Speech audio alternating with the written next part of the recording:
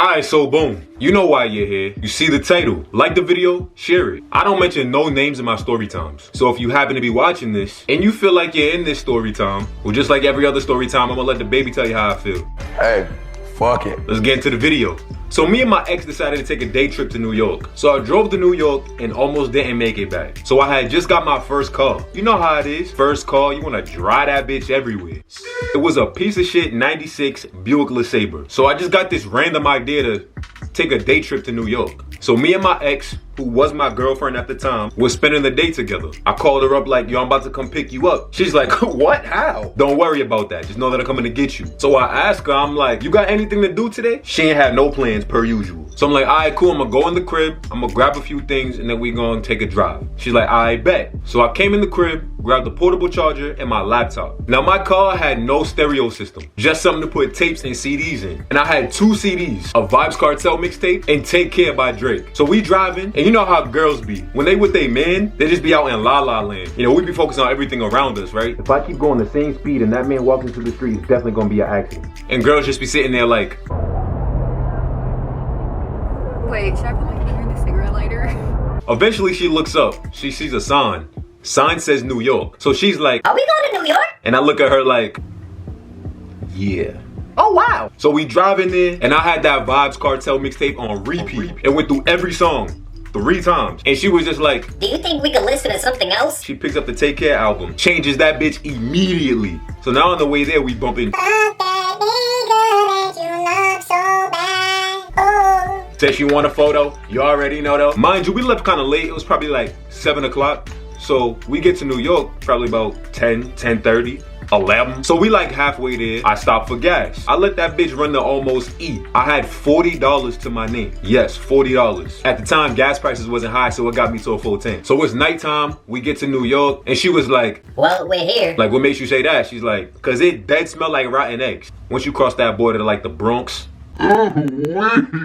So we get to New York, we go right to Manhattan. I tried to park as close as I could to Times Square without possibly getting a ticket. So I was like right on the corner of 7th and 49th. I'm like, all right, let's do it. But then I remember I had a Celtics hat in my back window. I was like, all right, hold on, let me just take that out real quick. She's like, why? I was like, cause I don't want no problems. She's like, I'm hungry. Like, me too. Went on that whole car ride to New York. We might have had snacks, but we ain't get no real food. So I'm like, all right, cool. Let's go ahead and stop at Ray's Pizza. We walking, I open my wallet. What the fuck? So I'm like, yo, my heart, you got some money on you? She opens her purse. 2 nickels. Oh shit. 2 goddamn nickels. And I had the nerve to look at her like she was the problem. So she's like, I don't get paid until next week. so I'm like, well shit, you better rub them 2 nickels together and pray we can get some food. I'm like, there gotta be some dollar pizza around here somewhere. We just gotta find it. Let's just walk down Times Square first and let's go look around. We ain't going no stores, we just walking. So we go down Broadway, spin the corner, back down Broadway, for like 1.5 to 2 hours. We didn't go in that one store. The only thing that caught my eye for real was that big US Polo Assassin store. Took a picture, sent it to my mans, and he hit me back with this. It's like a motherfucker, nigga. What is this shit made out of, nigga? It's fake polo. So I'm like, well shit, let's just go back home. So we literally stayed out there just to go back. Mind you, this is the first road trip that I took by myself. And I'm thinking, what could possibly go wrong, right? Wrong. So we driving back home. We going down like Sleepy Hollow. All of a sudden, it's like God just decided to snap his fingers and it started downpouring. So I'm driving and I'm like, Hey yo, my heart, you see this shit? I can't see shit. Windows fogged. I know how to use the defroster. And everybody on the highway in New York seems to go 1 speed. And that's 80. Mind you, I'm driving a 96 Buick LeSabre. I got people flashing their high beams at me, cutting me off, speeding past me. What a trip, bro. So I'm noticing all of this and Shorty didn't respond to me. So I'm like, hey, yo, do you see all this shit going on right now? So I look at her like, hello? She's knocked the fuck out. Mind you, I didn't know how to use the defroster, so I'm like, let me just turn the heat on. It was like 90 degrees in that shit. We was deadass driving in a sauna. So I kept doing a few takes, looking at her, checking on her and shit, right? She getting them beads of sweat, shit's trickling down her face and shit, but she's knocked the fuck out. So we on Sleepy Hollow, and there was this tough, like this tight ass right turn, like this turn that we had to take. And I think they was doing construction on the highway. I didn't see the shit. Next thing I know, boom, boom, boom. Oh shit. Ah! I end up hitting that construction shit, and the right side mirror came flying in the fucking car. If the window was up, glass would have been flying in our face. If Shorty's seat wasn't all the way back, the mirror probably would have took her ass the fuck out. She would have had no front teeth. She would have been talking to me like a thot, talking about some damn so. After that shit, the rain wanna calm down. I'm like, there ain't no fucking way, bro. I look in the back seat, and I see that big ass side mirror just sitting in the back. I have a severe case of megalophobia, and I never noticed how big the side mirror was till I was looking at it in the back seat staring at me like a grown ass man. So we still driving. You would think that would be nothing else that could possibly go wrong, right? Wrong again. I looked down to see how much gas I had. That shit was on E. Man, listen. I'm trying to do that whole female thing where they see lights come on the dash, but they act like it don't exist. But I'm like, damn, this one's not gonna end well. So now Shorty's wide awake. Mind you, all she wants to do was just sleep off her hunger. That was really some young boy shit. Now I see why you was mad at me all the time. I didn't feed you. Well, I was feeding you, but just not. You're not gonna. So I look over at Shorty. Hey, I ain't got no gas in the car. Bro, if looks could kill, she'd be on death row right now. Orange is the New Black, featuring my ex. She didn't even have to say nothing. All I had to do was look at her eyes and I knew what she was saying. Fuck you want me to do about it? She gave me that look, I was mad. I was ready to talk shit. So now I'm praying that a pit stop comes up. Not called a pit stop. Whatever that shit is called. The gas and then the food and all that other shit. Yeah, I'm praying for one of them shits. So eventually I see one. I'm like, word. So I pulled in and she looks at me and says, Babe, wait. How are you gonna get gas? So bad I wanted to say, well, maybe we should see how much you can get with those 2 nickels you got. We was really some broke motherfuckers. So I'm like, let me just talk to the guy inside and see what I could do. Maybe he'll understand, right? So I tell Shorty, stay right here, I'll be back. So I open the door, loud ass alarm going off. And I'm like, hey, how you doing, brother? Then the door opens again.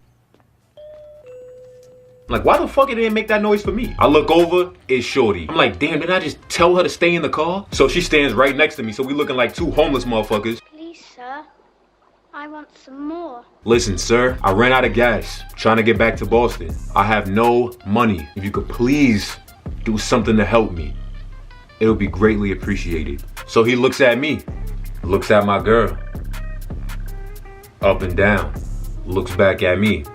Then looks at her and proceeds to say, What do I get out of it?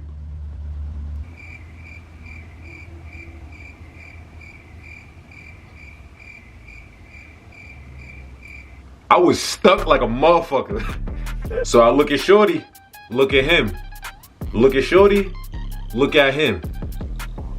Nah, I'm bugging. Listen, I was young. Yes, I was an L boyfriend, alright? Cause I'm really thinking like, how else are we gonna get gas? I don't need to say much, you get what I'm thinking, right? Okay, he dead one of my girlfriend. But I'm trying to think of anything else that I have in the car I could possibly give. He's definitely not gonna take that Celtics hat. Like, yo, bro, I got a portable charger. So he's like, And how much gas do you think that's worth? 20 maybe? My dumb ass should have said a full tank, but he was like, Alright, go get the charger. I wanted to say something to him so bad, cause it's like he was trying to little boy me, and I didn't really like that. So I go back, get the portable charger, and he's like, I guess this will do. bro, why are you so disrespectful? I guess he really thought my girl was gonna give him the Gok 5000. The meanest spits. I'm stupid as fuck. So I leave, fill up my gas tank, we get back on the road. I look at my phone, 5%.